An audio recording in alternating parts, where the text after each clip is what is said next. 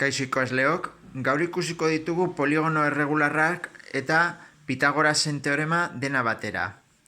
Lehenengo adibidean ikusten dugu kalkulatu behar degula 8 zentimetroko aldea eta 5 zentimetroko erradioa duen pentagono erregularraren azalera.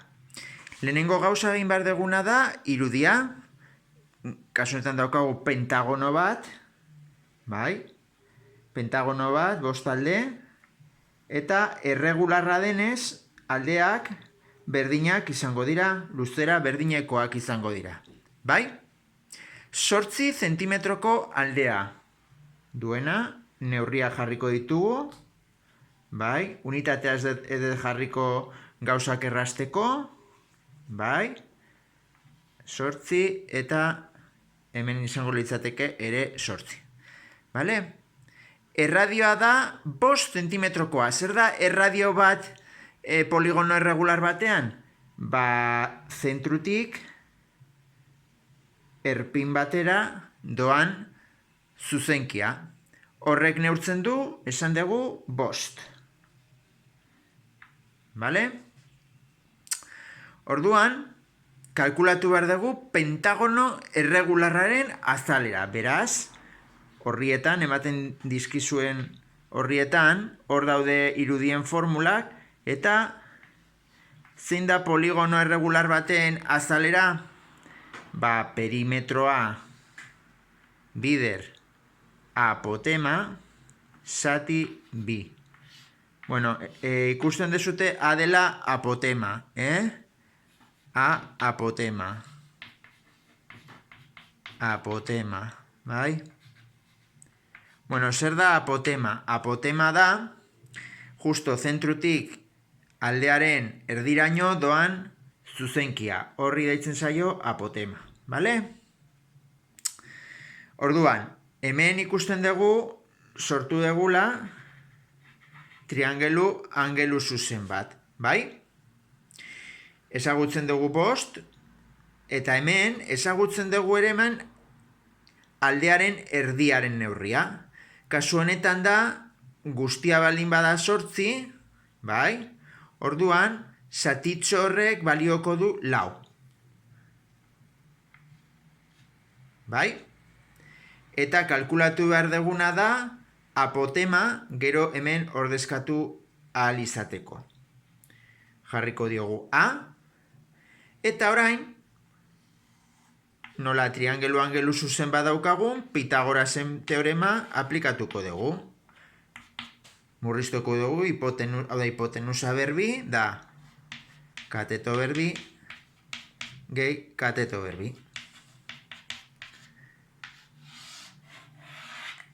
Ordezkatuko ditugu balioak. Bueno, hipotenusa zein da hemen? Pues 5. 5 berbi izango da, kateto bat berbi, 4 berbi, gehi, beste katetoa berbi dela apotema, kasu horretan, A berbi. Egiten ditugu hemendik kalkuloak, 5 berbi da 25, 4 berbi da 16, gehi berbi. Nola eskatzen da ekuazio hau, zenbakia bestaldera, hemen segituko de gora, gora segituko dut, eta jarriko dut 25 ken 16 da A berbi. Bai? 25 ken 16 izango da bederatzi, bale? Eta bukatzeko egiten dugu, berreketaren kontrakoa da erroketa. Segituko dut hemen, eta orduan, A da erro bederatzi. Bai? Erro bederatzi da 3. Orduan bukaeran, apotemak balio du 3 zentimetro. Apotemak balio du 3 zentimetro. Apotema hau da erditik hau da, irudiaren erditik aldearen erdiraino doan zuzenkiaren luzera. Bueno, pues apotema ja kalkulatu degula, ja kalkulatu dezakegu azalera. Bueno, zein da P edo poligononen perimetroa. Pues perimetroa da alde guztien batura. Bai? Gogoratu hemen ere daukagu 8, beraz hemen jarriko diot 4 ere bai. Hau da 4. Bueno, pues batzen ditugu.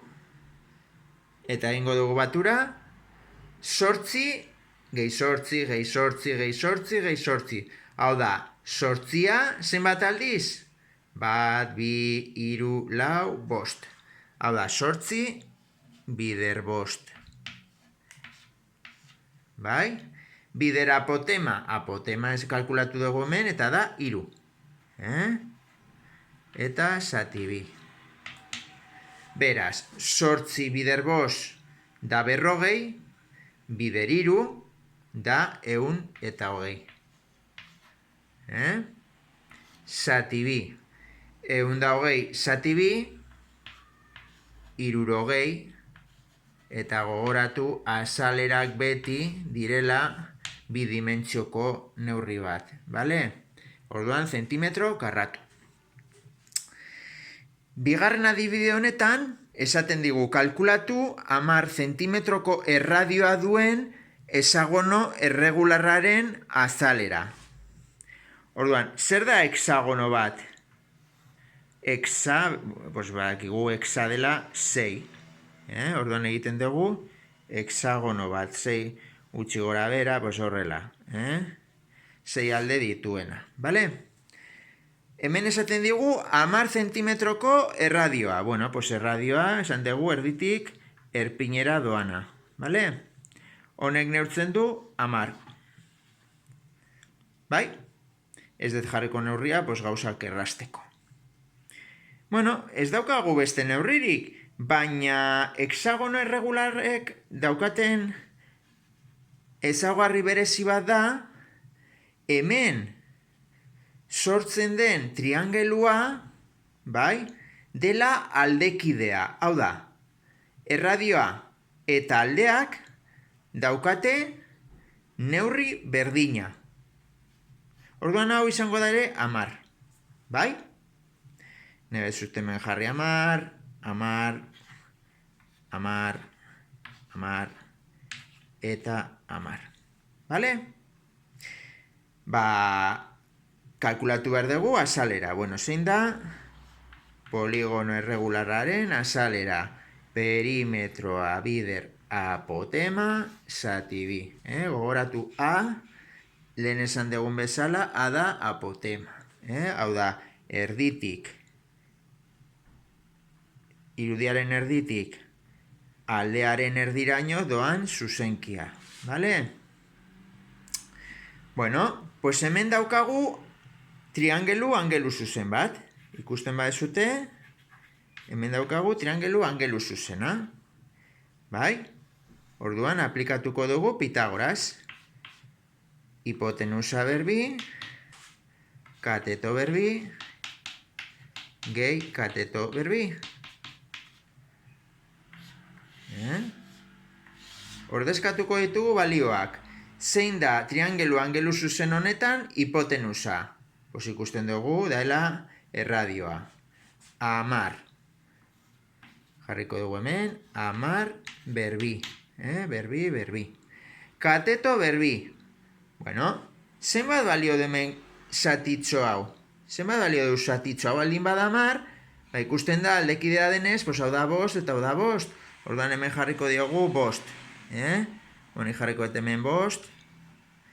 5ak esan nahi du aldetxo hau, katetoa. Orduan, jarriko dugu 5 berbi. Gehi, beste katetoa berbi. Zein da beste katetoa? Kasu horretan, apotema. Hemen jartzen du, bat, bale. Ez da usen ikusten, baina, bueno. Gehi A, berbi. Bueno, pues egiten ditugu kalkuluak orain. 10 berbi da 100. 5 berbi da 25. Gehi A, berbi. pasatzen dugu zenbakia bestaldera, 125 da aberbi, 125 da 75, bai? Orduan, zituko hemen, karratuaren kontrakoa da erroketa, erro 75 da A, hartuko duzue kalkulagailua, eta egingo dugu zenbaden erro 75. Momentutxo batean. Bueno, pues erro 75 ematen du 8,76. Gogoratu arte baritugu bi amartar bakarrik, Vale? Borobildu beti eunenetara. Kasu honetan 8,76 zentimetro jarriko dugu, Orduan, pues jarriko hemen, apotemak balio dula 8,76 zentimetro. Vale? Orduan, ordezkatzen dugu hemen, balioak. Perimetroa. Zenba da perimetroa hemen? Alde guztien batura.